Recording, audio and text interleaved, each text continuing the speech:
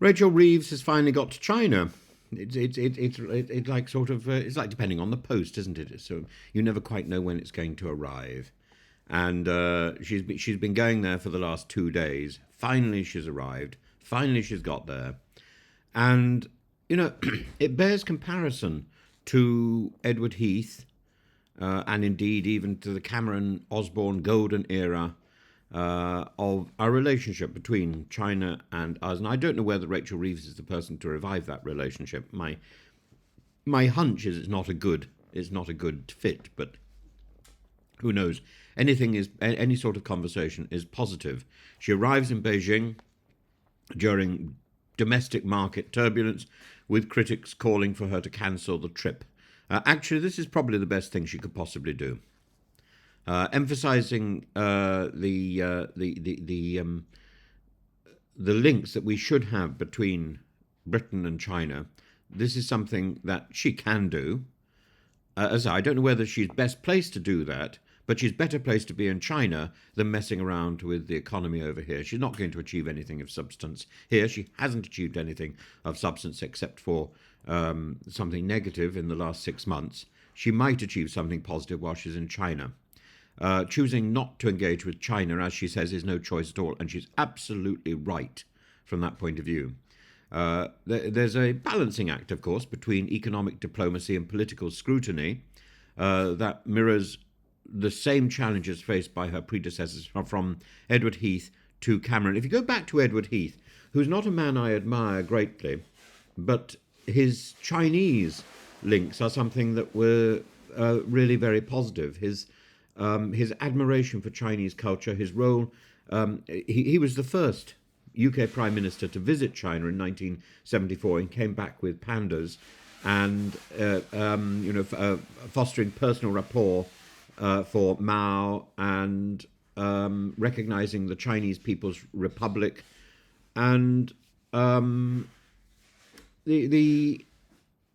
was limited economic impact because of China's Cultural Revolution, but there were significant steps forward for building future relations with China. And Thatcher, with the 1984 Sino-British Joint Declaration, that was a diplomatic feat, balancing sovereignty with freedom. The setbacks were things like the Tiananmen Square massacre in 1989, which strained relations, and Thatcher's reluctance during negotiations with Deng Xiaoping highlighted the complexity of UK-Chinese dynamics. But the Heath initiative lingered on, and Blair's work in trade and educational ties, with thousands of Chinese students flocking to the UK, needs to be celebrated.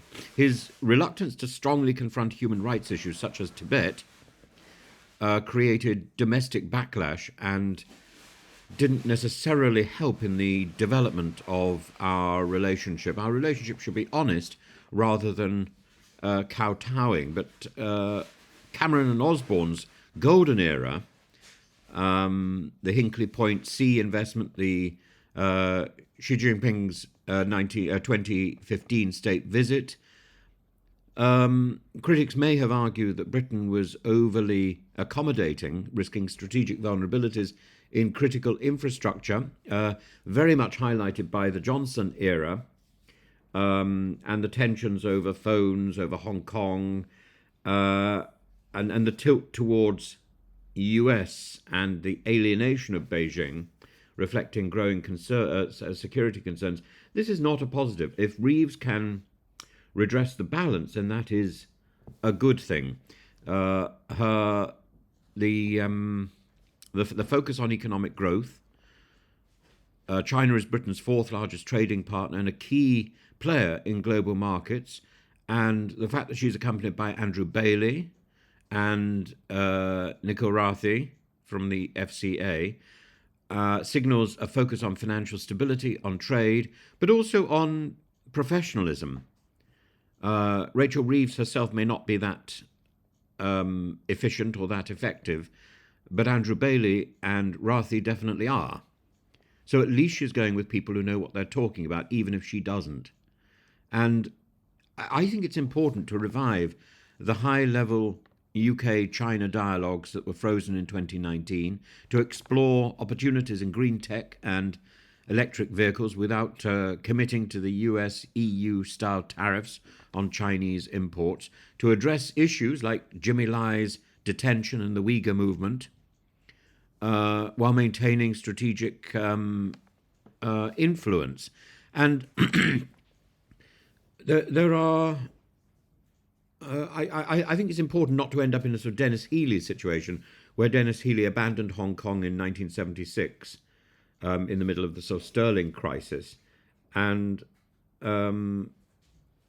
critics like Charles Parton argue that the economic gains from closer ties to China are overestimated. I don't think they are, to start with, but I don't think it's economic gains which are the priority. The priority is a better relationship with a country as significant as important as China.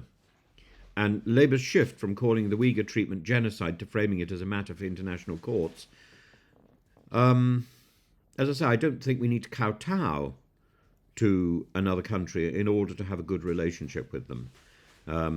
But the similarities between Reeves and Osborne, emphasising China as a cornerstone for UK economic growth, state visits, high-level dialogues, which might unlock trade potential. The differences between Reeves and, let's say, Osborne are the heightened global, the climate, the heightened global skepticism about China's strategic ambitions, the magic, these magic tricks, the Hong Kong, the Ukraine issues. The world is a different place, and Cameron's approach was criticised as being overly welcoming, whereas Reeves' visit reflects greater caution and hostility, effectively. We need to bridge that gap. We need to get beyond that. We need to balance investment opportunities and avoid strategic dependence, but we need to open the arms of friendship, and only then can we be effective in terms of human rights, in terms of diplomatic accountability, in terms of developing post-Brexit and facing that post-Brexit reality. Unlike Heath, Thatcher, or even Cameron, Reeves operates in an environment where Britain has shot itself in the foot, and its global position and its global importance is in flux, or is in sort of some downward spiral. And we need to be reaching out to other countries. I think to see Reeves as a modern echo of Edward Heath's pragmatism and Cameron's optimism is a positive, and the trip underscores Britain's perpetual balancing act, which is only going to get more extreme as we become more isolated because of Brexit. We need to foster economic ties. We need to manage domestic scrutiny, international tension. We need to be aware of international tension. We need to be we need to be aware, which means we need to be talking. And I think we need to be talking far more widely than we are at the moment. We should be talking to Russia. We should be talking vigorously to Israel. Maybe we are, but we should be we should be acknowledging the existence of Palestine. These are things we can do. But the legacy of this visit may rest on whether Rachel Reeves can channel the lessons of past British diplomacy and past British success to secure meaningful economic and diplomatic growth without compromising on security, or what so many people talk about as British values. I've never quite understood what they are, but I think they probably exist. And we shouldn't be compromising. We should be building, and the chief British value, in my mind, is of friendship and openness.